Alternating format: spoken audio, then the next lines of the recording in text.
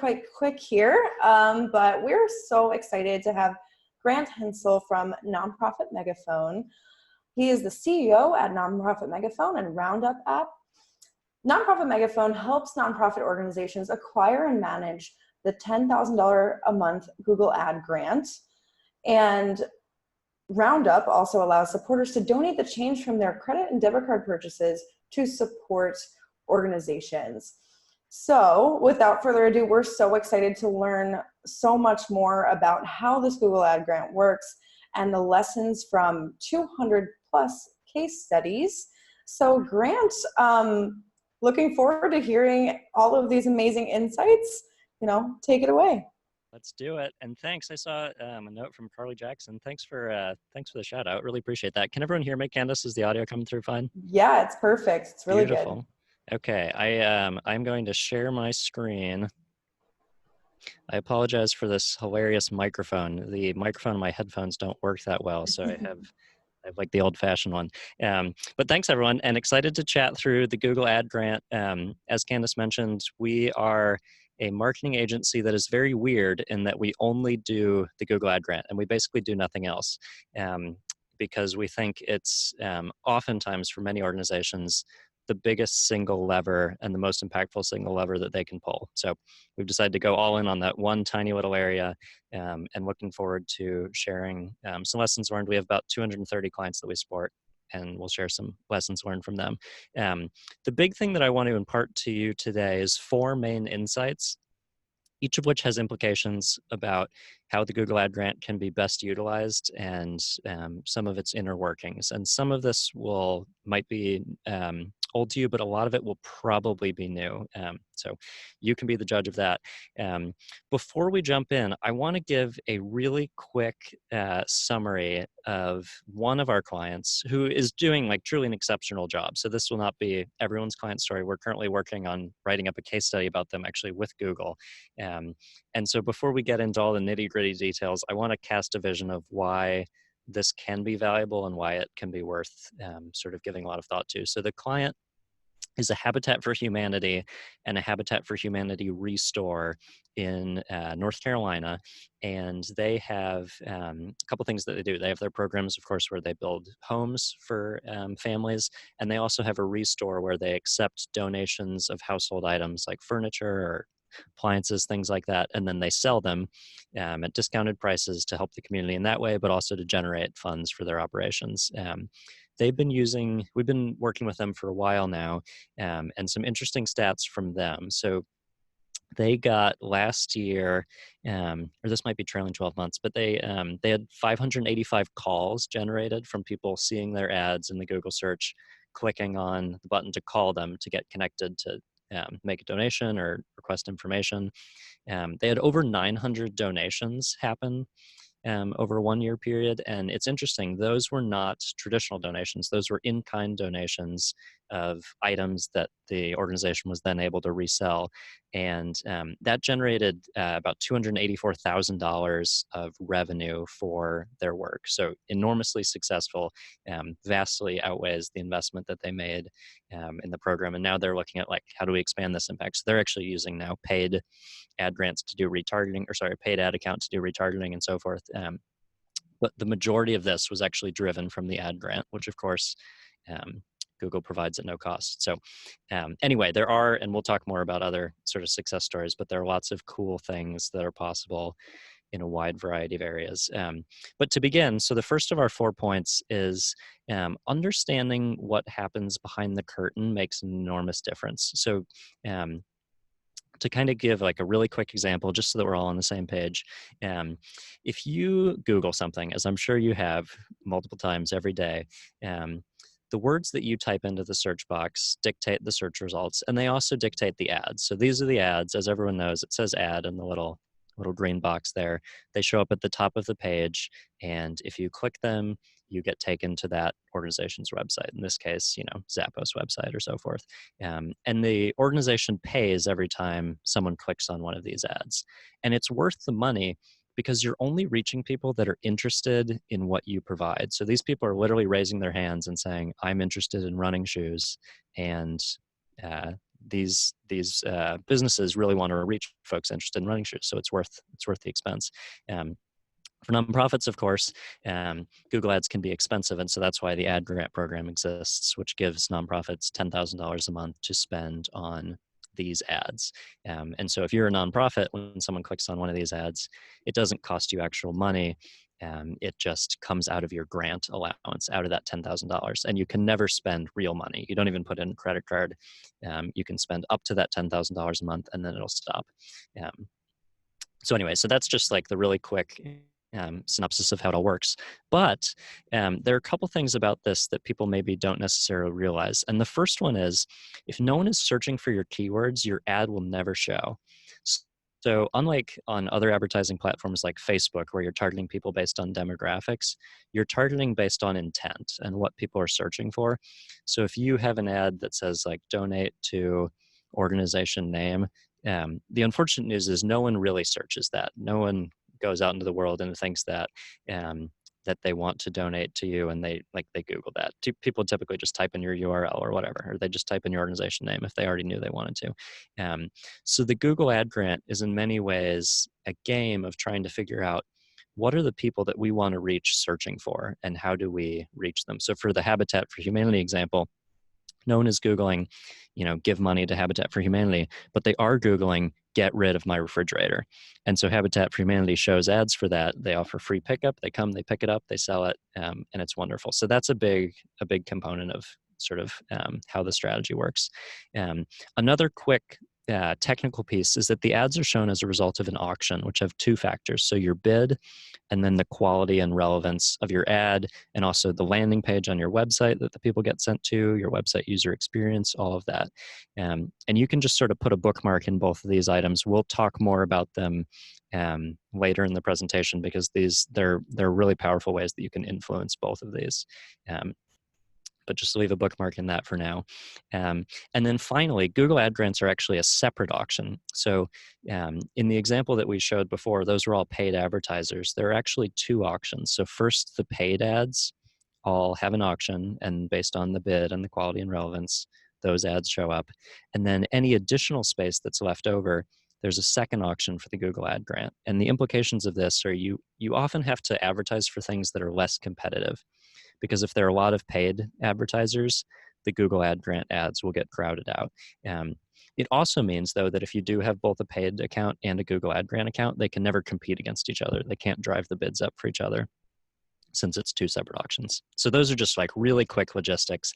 And then we'll do one more logistical thing, and then we'll get into the more exciting stuff. But starting in 2018, the Google Ad Grants team put in a list of compliance rules, and they were designed to improve the quality of the ads that were being shown. And if you don't follow the rules, they'll give you a warning, and then they'll suspend your ad grant. And what that ends up looking like is this, where you're doing great, boom, you get suspended, and it takes a couple weeks to get reactivated. And then, okay, you're doing great, boom, and so forth. This is a major pain and a huge sort of speed bump in being successful with the ad grant.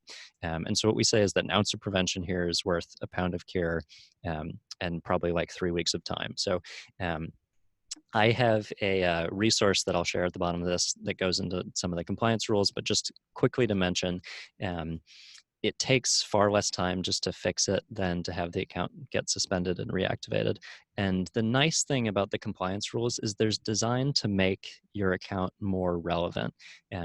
Back in the day, people were using the ad grant to advertise about anything under the sun. So if you helped animals, maybe you offered dogs for adoption, people would use the keyword dogs, and that would show up from anything for people searching like "who let the dogs out" lyrics to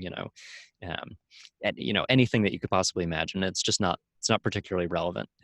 So now all the rules are designed to help people sort of move people in the right direction to advertising really relevant things. The areas to particularly focus on in terms of compliance are keywords. So as of now, you're not allowed to use keywords that are only one word or have a really low quality score, which is a metric of sort of how relevant they are in Google Ads, or they're not mission based. And you also have requirements on account structure. You have to have at least 2 ad groups per campaign, 2 ads per ad group, 2 site links, etc. And I'll just quickly flip through these. There's other things in terms of conversion tracking, maintaining click-through rate, geo-targeting. We have a video that goes into more detail on this. I don't want to spend a lot of our time on it, but it's at nonprofitmegaphone.com/compliance. Talks in far more detail and goes through all of that. But just want to quickly say that the compliance stuff really is enormously meaningful. Okay, nice. So now let's get into some of the stuff that that most people do not know, some of the tricks of the trade. So the first one is your website defines the ceiling on your potential. So sort of as we talked about before, people will only see your ads or click on them if they are searching for things that you have as your keywords. And Google will only show your ads if the page on your website that you're trying to send people to is relevant. So what we've done as a free tool, I'll give you the link to this too, but we have a resource on our website that lets you essentially grade your website's Google Grant readiness and asks questions that we'll go through. This is a quick pie chart of the results that we see. So actually about 2/3 of organizations that test their websites out against the rubric show up as poor in terms of Google Ad Grant readiness, and then about an equal split between okay and great. And the good news is that there are actually really easy tweaks that can be made to make your website much more successful with the ad grant. So let's talk through some of those. The thing about website readiness that we drill in over and over again is that it's all about the amount of promotable content that you have. So we define promotable content as having 4 characteristics, and we'll go through each of them in turn, and then I'll give some examples of what that might look like or what that might not look like. So the 4 characteristics are focusing on a single topic first. One of the biggest things that we see that can cause issues is if you have a really long page on your website that maybe lists all your individual programs and people have to scroll through them. That really doesn't work very well with the ad grant, because if you're advertising for program number 3, someone clicks on an ad and they're looking for program number 3, but at the top they see program number 1, which is different. So then they sort of scroll, they see program number 2, which is different. They still haven't found what they're looking for. They're pretty likely just to hit the back button and go back and not even get all the way down to program number 3, which is what they're looking for. And Google detects that bounce rate. It says, people aren't finding what they want here. Let's show that ad less often. So having each page focus on a single topic is enormously helpful. The second thing is that the pages have to contain information that people might reasonably be searching for. So an example of a page that unfortunately no one is searching for would be like a recap of how a gala went, or notes from an event. What people are searching for, if we use the Humane Society example, so people aren't searching for a recap on your blog of a fundraising event. What people are searching for is information or answering questions. Maybe a question is, why is spaying or neutering important? Why does that matter for animal populations? Or why does adoption matter? Or maybe they're researching sort of larger issues like, what is a puppy mill? Why is that a good thing or a bad thing? And your organization can share your perspective on that and reach people when they're searching for those questions. All of those types of questions are things that people are absolutely searching for, and they do really well with the ad grant. There's a free tool called answerthepublic.com. It's just spelled out, Answer the Public, that you can type in any keyword and it will give you a list of questions that people have been Googling related to that. So if you put in, dog adoption, it will give you questions that people that want to adopt a dog are looking for. And if your organization can be the one that provides that answer, there's a pretty good chance that they'll end up adopting it from you. Next is, it's always good to have a call to action or some kind of next step on each page. If you don't have that, the searcher is typically unsure where to go. They may end up hitting the back button, which will count against you. And you always want to be moving them one step closer to supporting or getting involved, volunteering, whatever that might be. Anything that you can do to have folks give you an email address is enormously helpful, because then you can stay in touch with them over the long term and cultivate them as donor or as volunteer, as a supporter. So having call to action is enormously helpful. And then finally, pages that are substantial, so they have at least maybe 300 or more words or are interactive in some way, tend to do a lot better. Tends to Google looks at that and says, this is going to be a page that has a good answer to the question or provides good information on what the searcher was looking for, and those tend to do really well.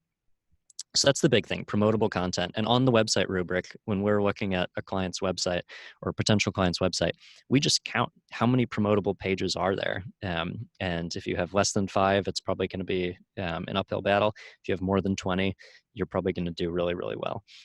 So that's a very achievable thing. Getting from 5 even to 10 makes a huge difference. And then the next question is, how large of an audience can you target? So local, regional, national, international. And if there are elements of your content that are useful to a wider audience as part of your mission, you will automatically do better in the ad grant because more people will be searching for you if you can target a larger geographic area. This one's harder to control, certainly. So we focus more on the promotable content, but sometimes there are ways you can be creative. We have a client that helps provide tutoring for children with dyslexia, and they had historically provided it all in person. Now they're expanding to hybrid and then fully online training, which lets us advertise nationally. And so that's a huge, huge benefit that they're receiving from that. And then the final thing is just mobile friendly. More than 60% of website traffic that we're seeing is coming through on mobile devices. So if your website doesn't work on a phone, it's going to be an uphill battle there. But that is the website readiness. And then that rubric that I mentioned, it's on our website. It's free. It's just nonprofitmegaphone.com/website-rubric. And you can fill it out. It's just multiple choice questions. It'll give you a score at the bottom. You don't need to stick your email address in or anything. It'll just give you the result. And can be a helpful way to communicate maybe to other stakeholders. Hey, here are ways we can improve the website. And then finally, conversions create a positive cycle. And this is a nuanced point that we'll spend some time on because it really makes all the difference. And it's something that even I didn't fully appreciate when we started doing this, 3.5 years ago. We say that conversions feed the beast. So the way that the Google Ad Grant works, as we sort of talked about before, is that it's an auction process. And so that what matters there is how much you're bidding and then how relevant your ad and your website are. Back in the day, you used to have to spend a maximum of $2 per click. It was called manual CPC bidding. Manual cost per click is what CPC stands for. And everyone in the ad grants program had to bid exactly $2.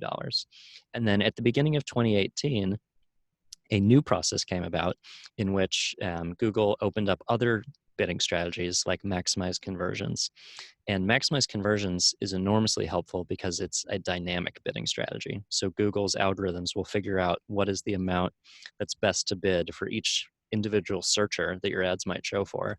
And the way it determines that is it looks at the people that are most likely to convert on your website or do some kind of valuable action, and then it bids the most for those people. And anyone using maximize conversions as their bid strategy can bid above $2. So you will automatically be most likely bidding more on the really valuable searchers than anyone who's not using maximize conversions. And so then the question is, what does this feed the beast comment mean? We think of the maximize conversions algorithm in some ways as the beast, which needs to be fed. And the way you feed it is with data. And we'll talk about the different types of conversions that you can feed it with. And we'll just quickly say that if donations are the only goal that you're tracking, you're probably in trouble because most people do not propose marriage on the first date. And likewise, most people who come to your website are not willing to donate on the first time that they've heard of you. And so you want to have other things that they can engage with. You want to have videos that they can watch or documents that they can download or contact forms they can fill out to get in touch with someone or email lists they can subscribe to. Quizzes or assessments that they can take, any type of interactive thing that lets people get a little bit closer to your organization and a little bit more engaged is wonderful. And if you set that up with a tool called Google Tag Manager, you can then basically pass that data into Google Analytics, and then Google Analytics passes it to Google Ads.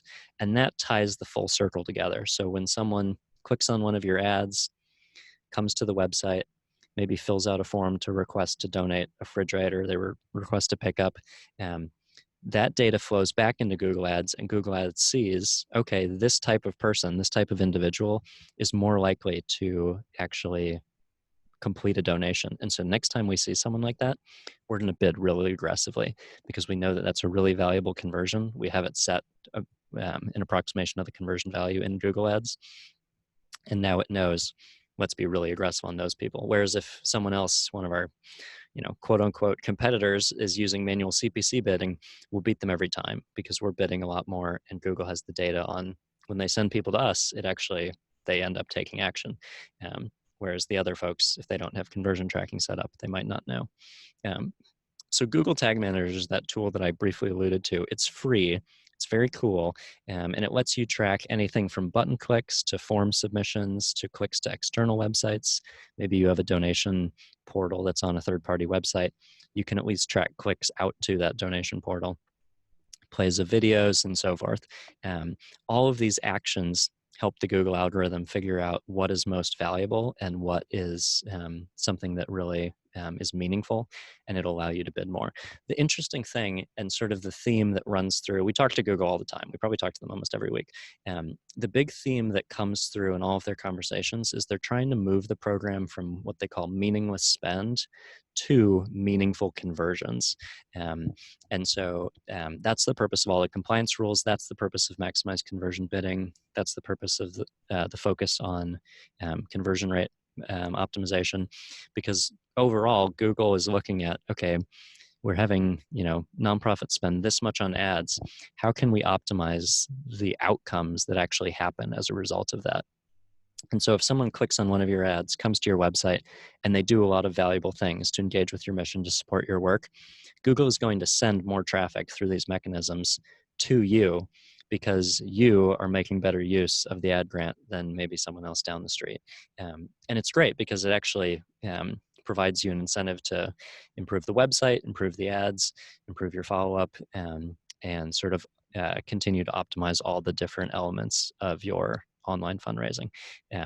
So anyway, that's sort of the quick content. I wanted to share just some fun case studies of different clients that we have and the different ways that they're using the ad grant to make a difference. So we have a human services organization called Penmar, who's using it to reach people or people who have family members with intellectual disabilities and sort of provide services to them.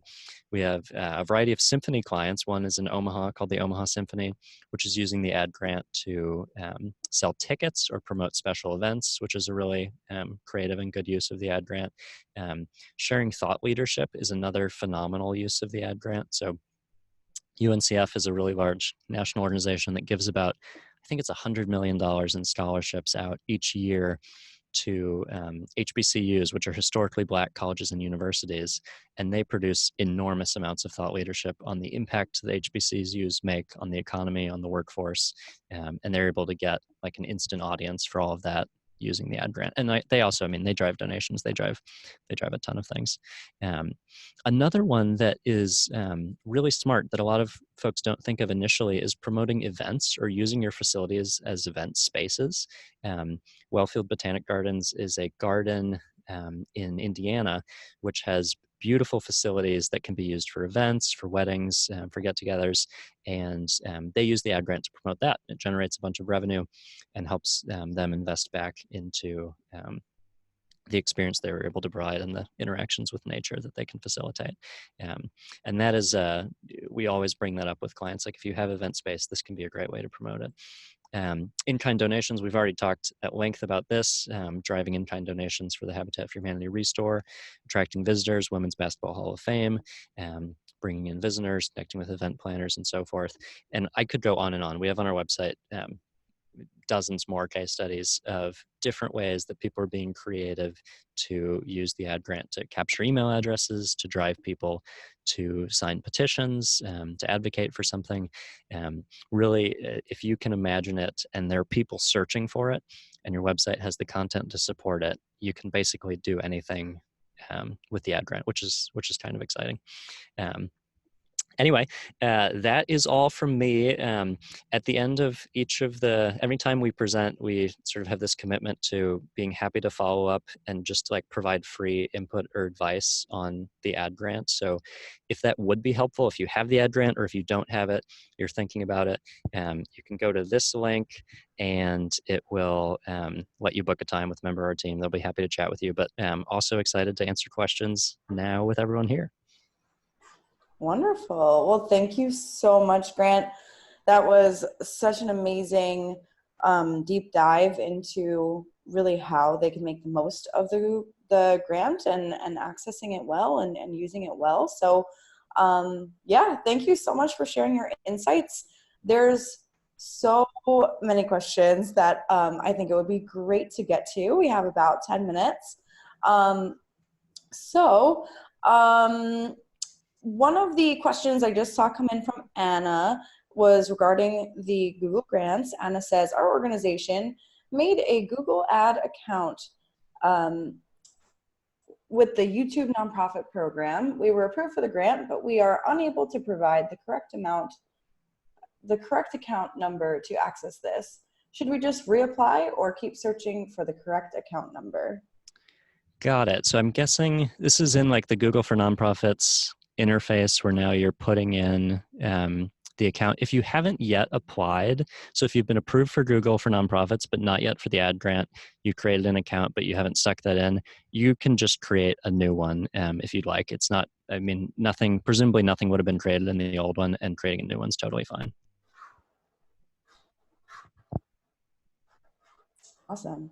And so as far as managing the grant goes, Haley says, we have a Google ad grant, but don't spend $10,000 a month. Is that normal? That is normal. Yeah, this is interesting. The average nonprofit spends, I think it's like $300 a month on it. People that are really maximizing it spend significantly more than that, but a lot of it is dependent on how much content is on your website and then how large of a geographic area that you target. So if you are, like one of our clients is Rotary International, so they're in like 100 countries. They spend basically like the full ad grant every month because they have, hundreds of millions of people they can reach.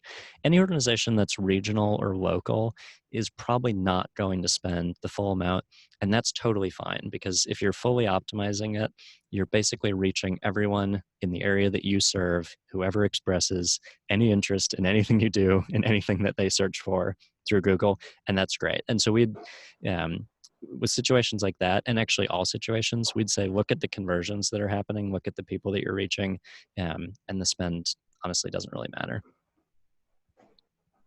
Awesome.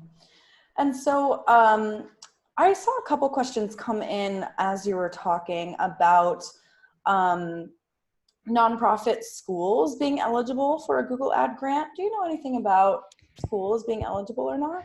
Great question. So there are 3 categories of organizations that are traditionally not eligible. So government organizations, hospitals or like healthcare providers, or schools. However, schools, if they have a foundation, their foundation is eligible. Wow, that's wonderful. Thank you so much. And so Jessica chatted in, what is a good performance for a Google Ad Grants account? Yeah, I would say going back to the other question, it depends on the amount of content on your website and the geographic area that you target.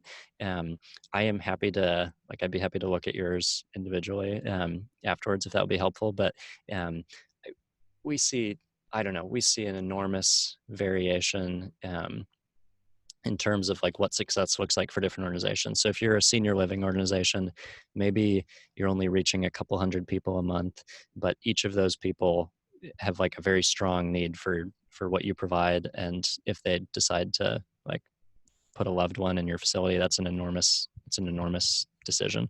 And that's hugely successful. Whereas other organizations, if it's maybe more advocacy, maybe more mass market oriented, for them, it would be, we want thousands of people to be engaging with our content every month, because that's what it's going to take to change the narrative around social issue or something like that. Awesome, wonderful. And so Leah asked, how much lead time would you suggest for running a Google ad prior to an event? That's a great question. The biggest thing with events will be finding ways that you can reach people who are searching for something related to the event. So if the event is like, if there's like a 5K or something, there might be enough search traffic to get a lot of people to realize, oh, that's cool. There's 5K in my area. Maybe I want to participate.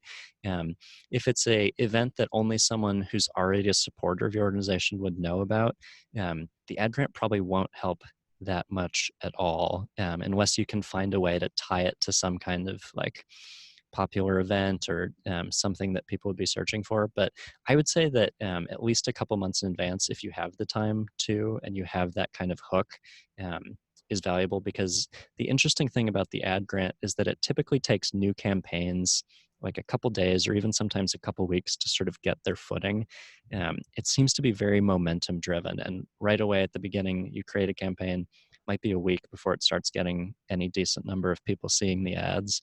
And so the earlier you can start, it gives you a lot more lead time to figure out what the keywords are that people are actually searching for, so that you can truly be hitting the ground running once the event's only a couple weeks away.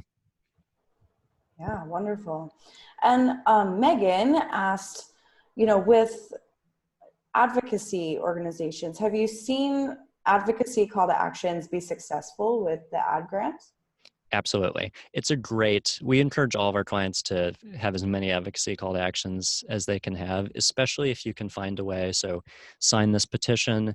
And part of the process there is you enter your email address.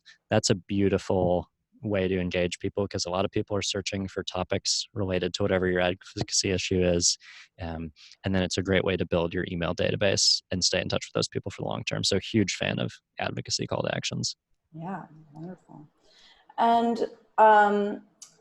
so we have an anonymous question.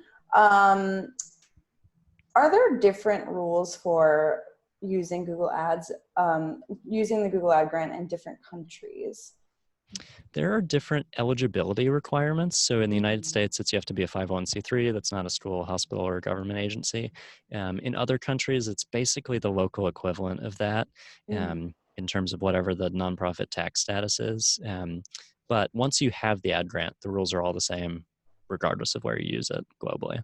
Yeah. And so how can a nonprofit actually apply for the grant? Phenomenal question. So google.com/grants is the website. And then there's a little button in the top right that'll say like apply or join or something. And the process is you'll first apply for a Google for Nonprofits account, which you may already have. Someone may have created it for your organization back in the day.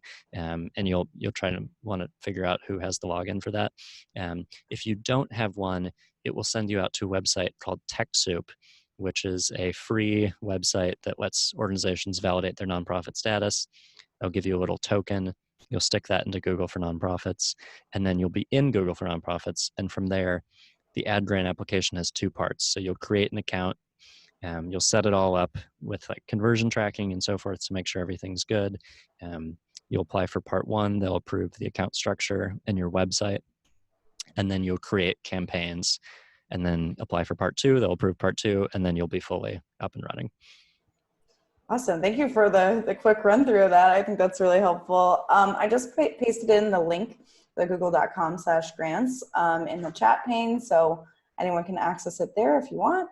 Also pasted in the nonprofitmegaphone.com/causebox if anyone does want to schedule a time to meet with Grant to talk about the grant. So I think we have time for one more question. And so Lori asked, they're technically not allowed to advertise their services. It's a development disability organization, and the majority of their services are paid for by the state. Can we make Google Ad grants work for us? Would it be giving other content for people, and just kind of, asking about if there are any limitations for advertising, how they can make use of the Google Ad grant? Definitely. I would ask if the not being allowed to advertise is that if that's like a grant requirement of external like government funding or something. There shouldn't be any issue on the ad grant side advertising for those types of services. There's actually a misconception that you can't advertise for anything that people pay for, which is actually not true. You just have to only advertise things that if people are paying for them, the money continues to be invested in your organization's mission, which is like what most nonprofits are doing. So you should be fine there. But if there's an external reason why you can't, advertising the content is perfect. I'm guessing that the organization probably has a wealth of knowledge around topics that people are asking about or questions that people are asking, and that type of information is perfect for the ad grant. Wonderful. Thank you so much for that insight. And Donna asked, how much time will a nonprofit need to invest to make the most of a Google ad grant? That's the $1 million question. Yeah, it's interesting. There's a wide range, and a lot of it depends on, how big is your website, how many people can you reach, and so forth. We are sort of crazy about this in that we train our people full time, like 40 hours a week for 2 months, and then we let them touch it for a client. That is not going to be necessary, like probably for an average organization to get some pretty substantial value out of the ad grant. I would say if you can invest, I don't know, even like 5 or so hours a week, you're probably going to be in really good shape, and the compound investment will just build over time, and you'll probably do a really good job. Awesome. Well, thank you so much, Grant. I think that concludes the time for the Q&A. Again, those links to getting started applying for the Google grant are in the chat pane, and also the link to schedule a time to follow up and have a one-on-one consultation about the Google grant strategy. So feel free to make use of those. And yeah, thank you so much, Grant, for all of the wonderful insights. I think this is going to be really pivotal in helping a lot of organizations really make the most of the Google grant for their organization. So I just appreciate you so much. Absolutely. Thank you. Yeah, thanks for joining. Okay, awesome. So I'm going to steal back sharing for just a little bit. And so we have a couple minutes. Feel free to grab a cup of coffee. Stephen Shattuck is here from Bloomerang. He'll be getting started in just a minute or two. So feel free to take a quick break, check your email, grab a cup of coffee, and then we'll be getting started momentarily.